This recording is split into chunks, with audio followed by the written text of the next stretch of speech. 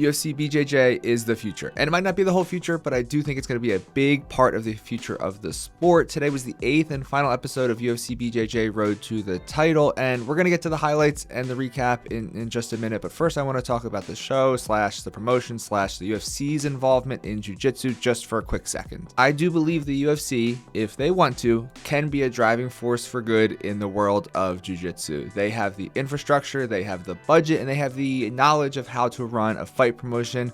Although if you watch the video that I have on screen right now, I do have some critiques that maybe they should implement and go back like a decade to how they used to do things.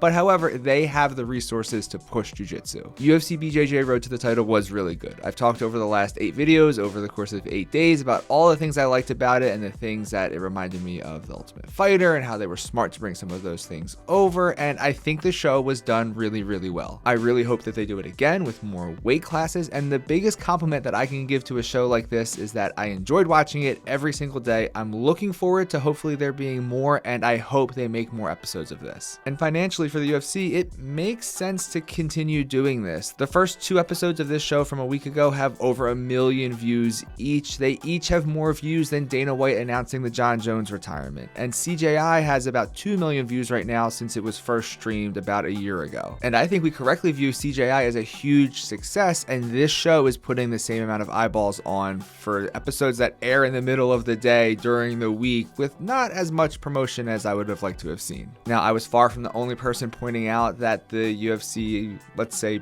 borrowed a lot from CJI, including the round structure and the rules and the pit and all of that. But your beef is with capitalism, if that makes you mad. In a way, I do think it would be good if there was some uniformity across the major events and the major platforms, and that way the casual fan doesn't have to do a lot of research about the rules and what's happening. They just know what they're seeing on the thing they're watching now because it's the same as the thing that they watched last time. All that being said, all the things I liked about this show and the things that I'm optimistic about, let's look at what happened in episode 8. We started with Mikey telling Isaac that he can't coach him or Carlos in the semifinals because they're both on his team, but it's pretty clear that he wants Isaac to win, and it's obviously a tough spot for Mikey to be in. He's got 2 guys competing for one of them to go to the finals, so yeah, tough spot. The match starts, and the first round was a lot of fun. There was a lot of back and forth action, but we headed to the second round, and it's more exciting grappling, unfortunately culminating in an injury.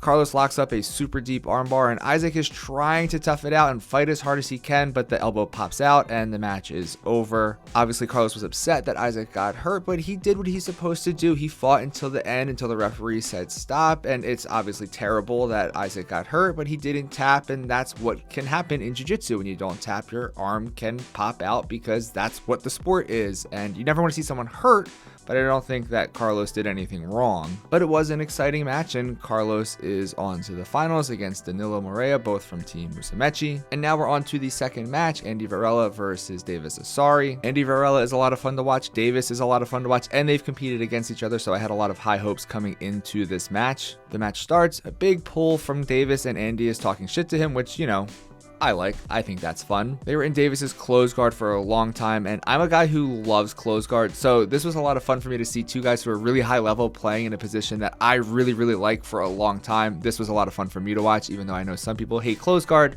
You're just wrong. It's the best. Davis started opening up to attack, but Andy was using a lot of pressure to try and pass, and there wasn't a lot of time left on the clock, and the round ends. After a little hand fighting to start round 3, Davis pulled guard again. Lots of pressure from Andy trying to get the pass, and he eventually does, which means Davis turtles, and Andy locks up a very tight anaconda choke, and he gets the tap, and he wins. He's on to the finals, but not before shit-talking Davis a little bit more. And now the welterweight final is set between Andrew Tackett and Andy Varela, both from Team Harrison. It's funny how that worked out, that each team will have a finals winner because each team has 2 guys in the different weight classes.